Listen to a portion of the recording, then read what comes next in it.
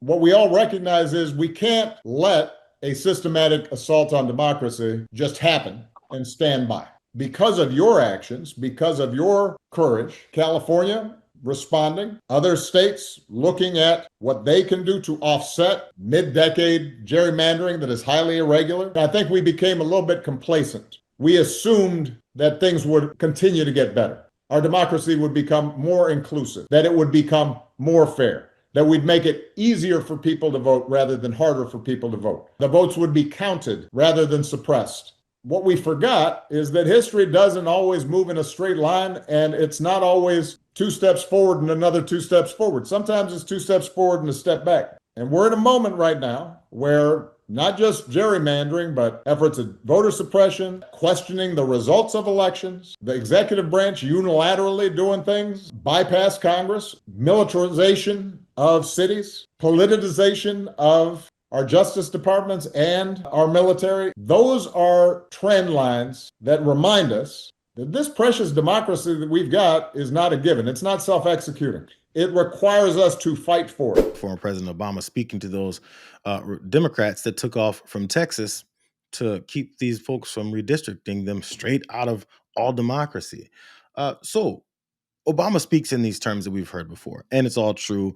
We have to protect our democracy. We're seeing where it's going. It's a fragile state. And on the ground, we need more folks that are doing it. So as we're seeing it happen, I noticed there's this trend line out of California, and Governor Gavin Newsom out there is pushing this response to it in ways that other folks maybe haven't. And there's plenty of issues you can have with Gavin Newsom, but we need this kind of energy.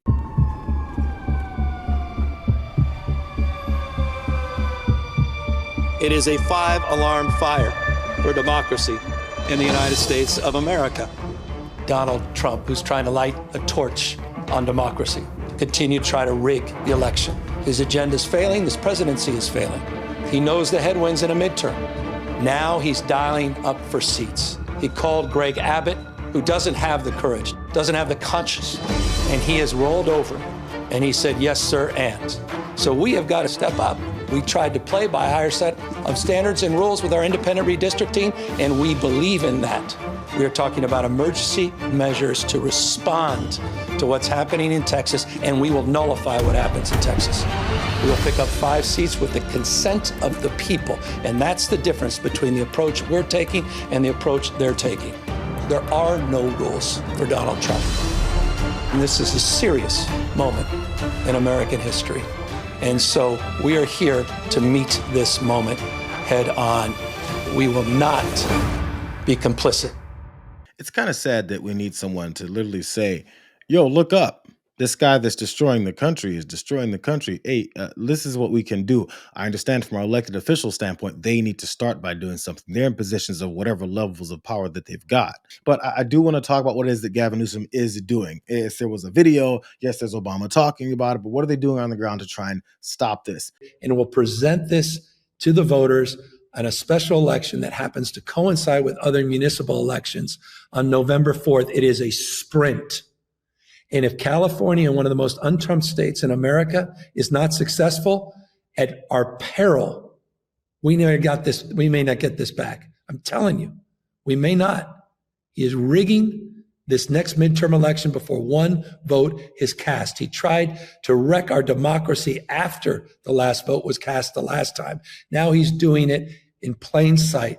And we have to have our sights focused, laser focused on winning, fighting fire with fire, no longer on our back heels, on our toes. We drive the narrative. We drive the reforms. We drive the talking points, surround sound, not just California, all of us, we the people, states, large and small, all across this country. It is time for action, no longer words. I get it. I know Gavin Newsom speaks very politically. He's very much a politician. He very much pushes the firm politician guy. I'm serious. I'm straightforward. I'm going to tell you what we're going to do. And we got to be tough.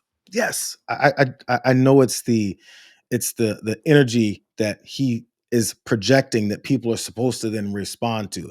And maybe just my pessimistic mind goes, yeah, I know he's doing it for the purpose of igniting someone.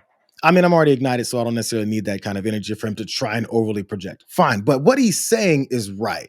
So maybe people who are still asleep, we have to understand that people who are still asleep have to sometimes hear the most obvious things with this kind of energy that for some reason they need a politician to tell them. Because look, the fascist showed up at his event with a border patrol showing up to try and intimidate folks that were outside of it and inside.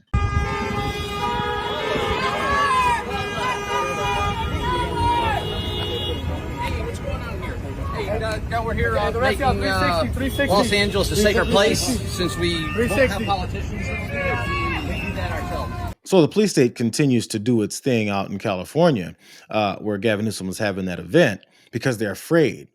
So they need to come out with some kind of force to show that they're actually angry.